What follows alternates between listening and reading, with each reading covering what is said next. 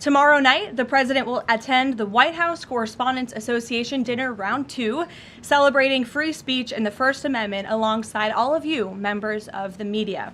The president looks forward to finishing what he started before a despicable assassination attempt derailed the original event back in April, as we all know.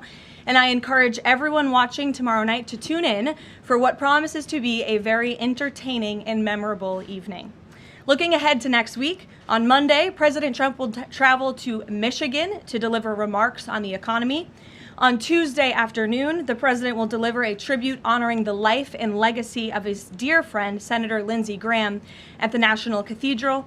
And next Friday, the president will host the 13th cabinet meeting of this term at Camp David, which will be a lot of fun and something different for the cabinet to experience together. Turning now to the economy.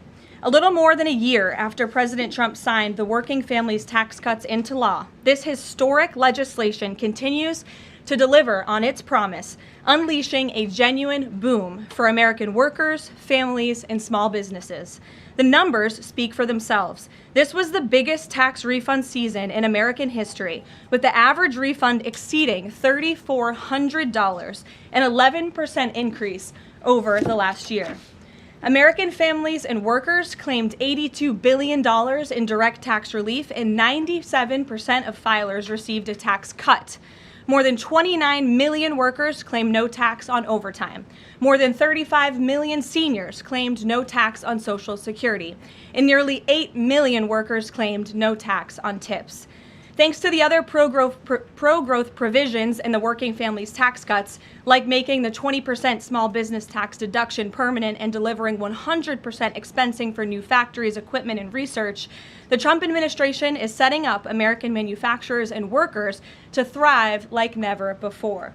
Just this week, the National Association of Manufacturers, which is the largest manufacturing association in the country, released a detailed report showing exactly how these tax cuts are driving investment, job creation, innovation, and long-term growth in all 50 states. In fact, I'd like to take a moment to highlight just a few of the real American businesses that this law is helping. Pivot Manufacturing in Arizona made the largest equipment purchase in company history after the Trump tax cuts gave them the long-term certainty to invest with confidence. Winton Machine Company in Georgia is on pace for the best year in its history.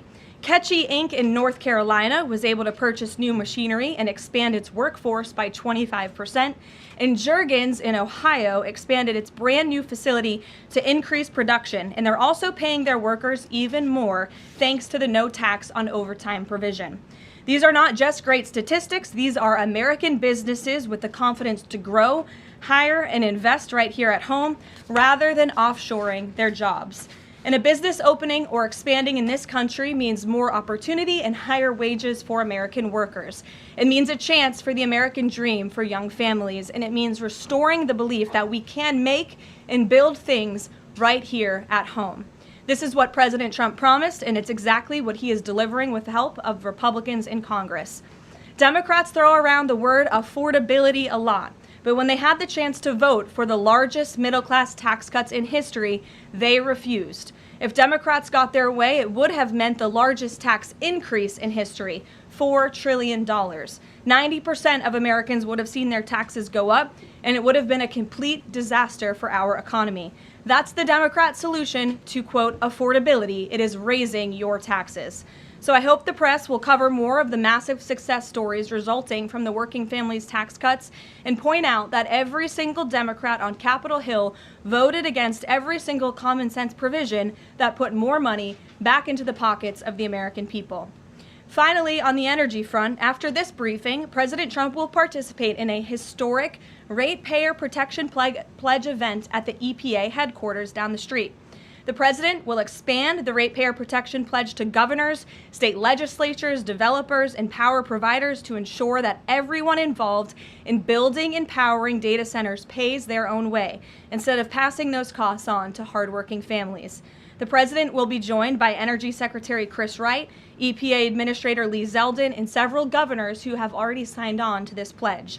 And it has already proven to be remarkably successful. Nearly 200 additional stakeholders have signed on since it was first announced, announced, including utilities, data center developers, public power authorities, co-ops, and state governors. As a result, the pledge now covers 80% of all the power delivered to American homes and businesses. President Trump's bold leadership is turning data centers from a source of concern into engines of growth and opportunity for communities across this country, all while cementing America's dominance over China in the global AI race. The president is ensuring the American people are never left footing the bill so private companies can benefit. Instead, President Trump is leveraging the data center boom to deliver real, tangible benefits for working families and small businesses. So we have a busy day here, rest assured. I'll take some questions. And here in our new media seat, we have Cam from Town Hall. Cam, thank you for being here. Why don't you kick us off today? Thank you. Two quick questions. One on Congress. First off, Speaker Mike Johnson passed a continuing resolution earlier this week. John Thune said he wants to work with Democrats to find a way to fund the government. What is the White House's stance on the best way to keep the government funded? Well, the White House's stance is that the government needs to be funded. This president and Republicans on Capitol Hill from both chambers, as you just mentioned, the House and the Senate Republicans want to keep the government open. We want to work together to find ways to do that, and the White House will continue to have discussions with Senate leadership on the best path forward. I don't want to get ahead of those conversations, but the most important thing for the American people to know is that this president and this White House wants the government to remain open, unlike the Democrats in this town who have been acting as obstructionists. We've seen time and time again, they have chosen to block this administration, to block Republicans in Congress from keeping our government open, which does not help anyone, and it especially hurts the American people who depend on our government remaining open so they can access the critical services that our government provides to so many Americans across the country. So these conversations are continuing, but I think I just made the president's position quite clear. Thank you. And then on the Saudi Arabian nuclear deal, what steps is the U.S. taking to get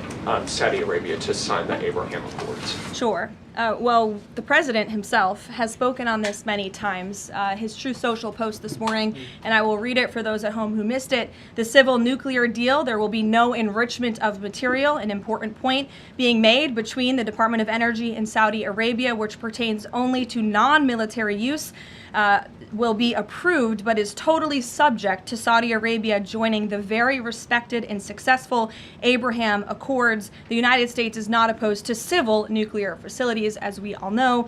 Look, this is a condition that the president has spoken about many times with our Gulf and Arab allies. He wants to see these countries sign the Abraham Accord. It was one of the most historic accomplishments of his first term, and it continues to be a long-term goal of his to expand those accords to ultimately come to a place where the Middle East can be a peaceful and stable region. And yes, this deal with Saudi Arabia, the energy deal, is contingent on this condition as far as the president is concerned. So we'll continue to talk with our Saudi counterparts to get the deal finalized and hopefully see them joining the Abraham Accords very soon. Thank you. Gabe. Karoline, thank you. With regards to the Saudi nuclear deal, why was that condition not mentioned yesterday when the Energy Secretary announced it? Well, look, the president is always the final deal maker, as you know, and this is something that he has mentioned on numerous occasions going back. I can provide you with those statements, and he has said if they don't join the Abraham Accords, the deal is off. So we'll continue to have those conversations with our Saudi counterparts moving forward. So the deal